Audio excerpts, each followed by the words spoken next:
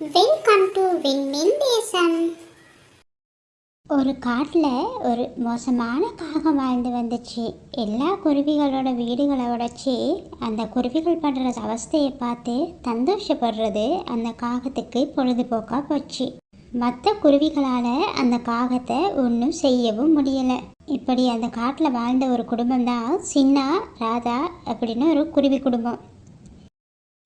இந்த குருவிகள் ரெண்டும் ஒரு அழகான வீட்டை கட்டுச்சு.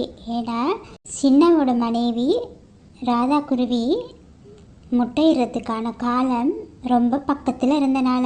ராதா, இப்போ தான் எனக்கு ரொம்ப நிம்மதியாக இருக்குது. நம்ம குழந்தைங்களுக்கு நிம்மதியாக வாழ்கிறதுக்கு ஒரு அழகான வீட்டையும் கட்டி முடிச்சாச்சு.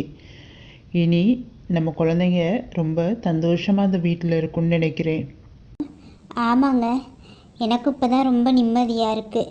இந்த வீட்டில் நம்மளோட முட்டையை ரொம்ப பாதுகாப்பாக வச்சுருக்கலாம்னு நான் நினைக்கிறேன். ஒரு நாள் அந்த வழியாக போன அந்த காகம் இந்த அழகான வீட்டை கண்டுருச்சு. இது புதுசாக கட்டின வீடு மாதிரி இருக்கே. இங்கேயும் புகுந்து நம்ம விளையாட்டை காட்ட வேண்டியதுதான் அப்படின்னு சொல்லிட்டு வீட்டு பக்கம் போய் எட்டி பார்த்துச்சு. வீட்டில் ராதாவும் சின்னாவும் இல்லை. சந்தர்ப்பத்தை பயன்படுத்தி கொண்ட காகம் வீட்டை ரொம்ப கஷ்டப்பட்டு மரத்துலேருந்து கீழே தள்ளி உரைச்சிட்டு பறந்து போகிற அந்த நேரம் ராதாவும் சின்னாவும் சாப்பாடு தேடிக்கிட்டு வீட்டுக்கு வந்துருச்சு. வீட்டுக்கு வந்து பார்த்தா வீடு கீழே விழுந்து உடைஞ்சி கிடந்துச்சு. சின்னாவுக்கு அந்த காகத்துக்கு மேலே தான் சந்தேகம் வந்துச்சு. சின்னா கோபத்தோட, இது அந்த காகத்தோட வேலை தான். அட கடவுளே, எவ்வளவு கஷ்டப்பட்டு கட்டின இந்த வீட்டை எப்படி சின்ன பின்னமாக உடைச்சிட்டு போட்டு போயிருச்சு. அதுக்கெல்லாம் நல்ல தண்டனை கடவுள் கொடுப்பாரு.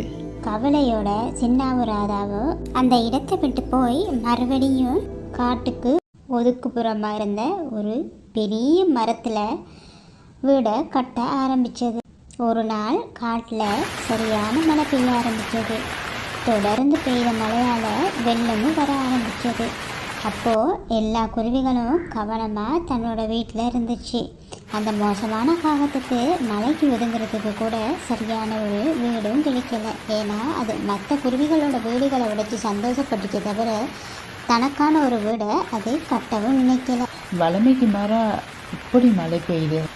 எல்லாரோட வீடையும் உடைச்சி விளையாடணுமே தவிர நமக்கு ஒரு வீடை கட்டணும்னு நினைக்கலையே. இப்போ என்ன செய்கிறது? இந்த காட்டில் என்னை யாருக்குமே பிடிக்காது. என்னோட இனத்தில் உள்ளவங்களுக்கு கூட என்னை பிடிக்காது. மலைக்கு ஒதுங்குறனால கூட யாரும் வீட்டுக்குள்ளே விடவும் மாட்டாங்க. சரி, பரவாயில்ல, வெக்கத்தை விட்டு போயிட்டு கொஞ்ச நேரம் சரி ஒதுங்கி இருக்கிறதுக்கு கேட்போம். குளிர் வேற நடுக்குது. காகத்துக்கு இப்போ குளிரும் கூடி நடுங்க ஆரம்பித்தது.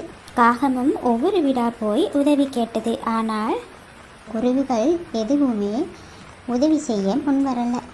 காகமும் தன் நிலைமையை நினச்சி ரொம்ப கவலையோட சோர்ந்து போய் ஒரு மரக்கிளையில் உட்காந்துச்சு. அப்போது ஒரு வீட்டை கண்டுச்சு.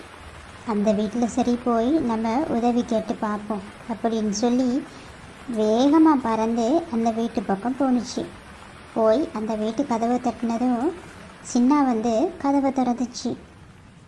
சின்னா அந்த காகத்தை பார்த்து, நீயே இந்த பக்கம் வந்த? என்னை கொலகாரனாக்காம உடனே இந்த வீட்டை விட்டு போயிரு. இல்லை, நான் என்ன செய்வேன்னு எனக்கே தெரியாது பாரு.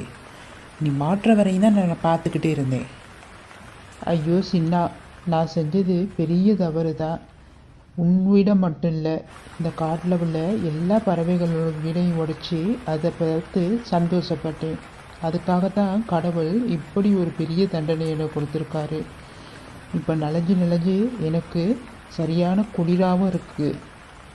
செத்துருவேனோ தெரியல சின்னா. தயவு செஞ்சு கொஞ்ச நேரம் வீட்டில் ஒதுங்கிறதுக்கு இடம் கொடு. நான் வீட்டை உடைக்கிறதுக்காக வரல, கொஞ்ச நேரம் மலைக்கு ஒதுங்கி இருக்கிறதுக்காக தான் வந்தேன். தயவு செஞ்சு கொஞ்ச நேரம் இடம் கொடு அப்படின்னு கெஞ்சி கேட்டுச்சு. ஆனால் சின்னா கோபத்தோட முறைச்சி பார்த்துக்கிட்டே இருந்துச்சு. அந்த நேரம் பார்த்து ராதா அந்த பக்கம் வந்து, ஒரு நிமிஷம் இரு, நீ தெரிஞ்சோ தெரியாமலோ செஞ்ச இந்த வேலையால் நல்லது தான் நடந்திருக்கு. இப்போ தொடர்ந்து பெஞ்ச மழையால் நாங்கள் முதல்ல வீடு கட்டிக்கிற அந்த மரம் வேரோடு சாஞ்சிட்டதா கேள்விப்பட்டோம். சில வேளை நாங்கள் அங்கேயே இருந்திருந்தா எங்களோட முட்டையும் சரி நாங்களும் சரி உயிரோடு இருந்திருக்க முடியாதுன்னு நினைக்கிறோம். எது எப்படியோ நீ எங்களுக்கு நல்லது தான் பண்ணியிருக்க.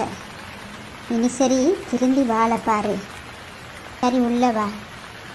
சின்னாவோட மனைவி அந்த காகத்தை உள்ள அழைச்சிச்சு. சின்னாவும் அதுக்கு மறப்பு தெரிவிக்கலை. காகம் லதாவுக்கும் சின்னாவுக்கும் நன்றி சொல்லிட்டு வீட்டுக்குள்ளே போணுச்சு.